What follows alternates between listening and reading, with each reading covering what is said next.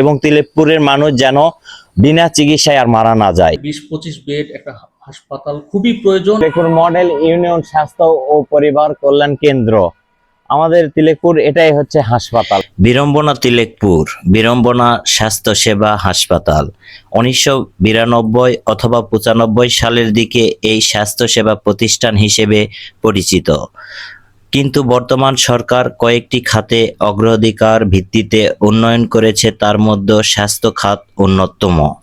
আদমদীঘি, নওগাঁ, বদলগাছি ও আক্কেলপুর উপজেলা, মোহনায় তিলেকপুর ইউনিয়ন। তিলেকপুর বিভিন্ন খাতে উন্নয়ন হলেও স্বাস্থ্য খাতে অবহেলিত হয়ে আছে।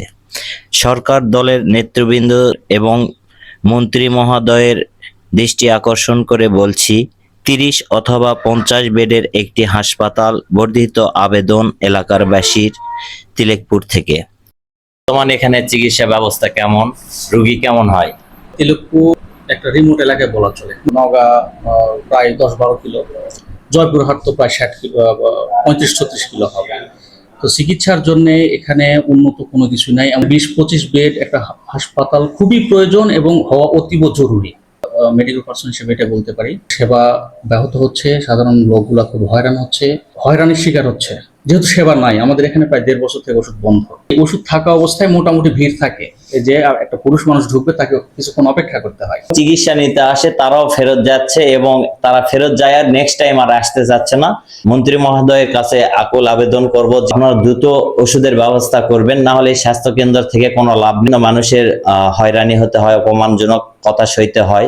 আর আমি চাচ্ছি আমাদের তিলেকপুর, এই যে দেখেন এই ছোট স্বাস্থ্য কেন্দ্র, এখানেও কোনো, এর আগেও বললাম, কোনো যন্ত্র নেই, কোনো মেশিন নেই, কোনো রুগী নেই। দেখেন একটা রুগী আসে না এখানে, শুধু এখানে দায়িত্বে আছে যে 3-4 জন, শুধু তারাই এখানে আছে, কোনো রুগী নেই, কারণ কোনো ওষুধ নেই, সবাই এসে ফেরত যায়, ঘুরে যায়। আর তিলেকপুরের অনেকেই জানে যে, মানে জানেই না যে তিলেকপুরে এরকম একটা স্বাস্থ্য কেন্দ্র আছে। হয়তো যারা জানে তারা আসে, এসেও ফেরত যায়, ওষুধ পায় না।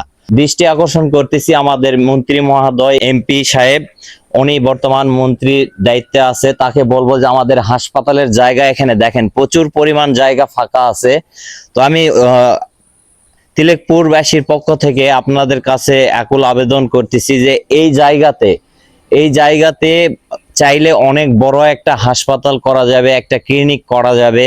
তো আমি আবেদন করব আপনাদের কাছে তিলেকপুরবাসীর পক্ষ থেকে যে আমাদের এখানে অন্তত 20 বেডের একটা হাসপাতাল করে দিবেন, যেন তিলেকপুরের মানুষ আর বিনা চিকিৎসায় মারা না যায়। কারণ ওই ডাক্তার সাহেব বললো নওগাঁতে যেতে হয়, না হলে জয়পুরহাট যেতে হয়, তিলেকপুর থেকে অনেক দূরত্ব। এই দূরত্ব যাইতে যাইতে এমার্জেন্সি রোগী যারা আছে তারা রাস্তায় মারা যায়।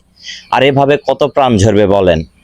তাই আমি আবারও অনুরোধ করব যে আমাদের এই খালি জায়গাটা পড়ে আছে, এখানে একটা অন্তত 20 বেডের হাসপাতাল করে দিবেন, অথবা একটি মানসম্মত একটা ক্লিনিক করে দিবেন, যেন তিলেকপুরবাসী বিনা চিকিৎসায় আর মারা না যায়। এখানে তিলেকপুরবাসী সবার উপকৃতর জন্য আপনারা তিলেকপুরবাসী যারা আছেন তারা সবাই ভিডিওটি শেয়ার করে দিবেন, যেন আমাদের মন্ত্রী মহোদয়ের কাছে এই ভিডিওটি পৌঁছায় এবং তিলেকপুরের মানুষ যেন বিনা চিকিৎসায় আর মারা না যায়। তো সবাই ভালো থাকবেন। আসসালামু আলাইকুম।